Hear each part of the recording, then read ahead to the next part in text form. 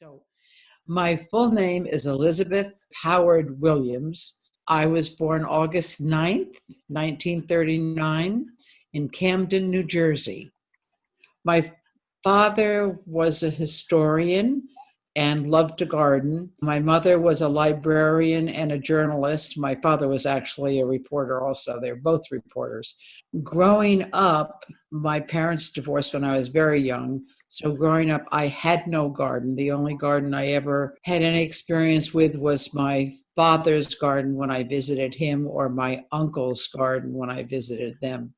When we moved to Andover, what I wanted was an old house, because I spent my first 7 years of school living on Nantucket, where my mother moved right after World War II. I grew up in an old house and I loved them, and my husband loved old houses. So we looked and looked and looked and finally found this little old farmhouse here in Andover that had been on the market for a long time. I had no idea I was going to turn into a gardener or fall down the rabbit hole. That first winter here, we had three small kids. One, when we moved in, the youngest was 9 months, then a 3-year-old and a 6-year-old. And that first winter was a long winter. So I did what I grew up knowing how to do and started reading all kinds of stories to the kids and trying to find ways to keep us entertained and reasonably sane. We were reading all of the Beatrix Potter books. This is one of them. This is The Tale of Mrs. Tiggy-Wiggle. But the one that started everything was really all Beatrix Potter's fault. When I was reading the kids Peter Rabbit, I had the brilliant idea of, let's plant a Peter Rabbit garden as soon as the snow goes away. And we'll plant all of these things that we see and we're reading about, radishes and peas and all the things that were in Farmer McGregor's garden. That did it. If you really read Peter Rabbit carefully, Mrs. Rabbit was a single mother. She had 4 children and she had to support them. And that's why Peter got into so much trouble, because she wasn't home to supervise him. And to keep him out of trouble, she had a business and she sold product. And the product that she sold was rabbit tobacco, among other things. Turns out rabbit tobacco is an old English reference to lavender. I started researching the history of the plants, and I got so excited that I started planting all of them, and that was the rest of my life.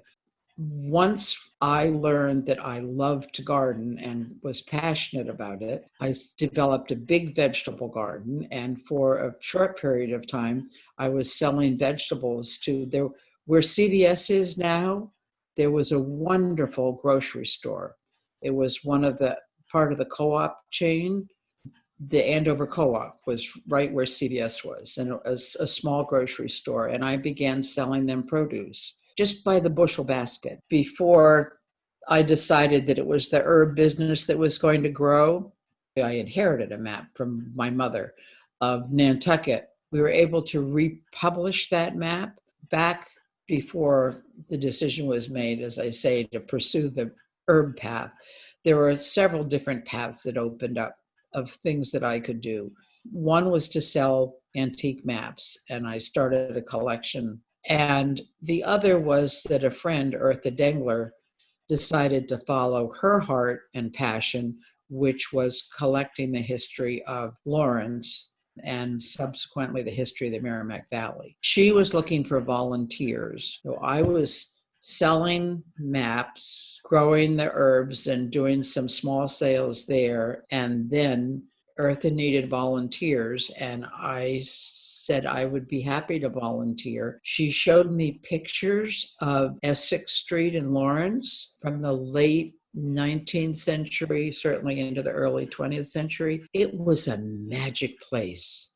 There are photographs of all the small grocery stores that lined Essex Street and all the wonderful produce that was in front of them. I learned that because Lawrence was so segmented and had so many different ethnic groups that all lived together in their own sections, that the Italians especially were skilled at mushrooming, and they would earn their living going out into North Andover and Methuen mushrooming, and there were photographs of baskets, bushel baskets full of locally gathered mushrooms, things like that.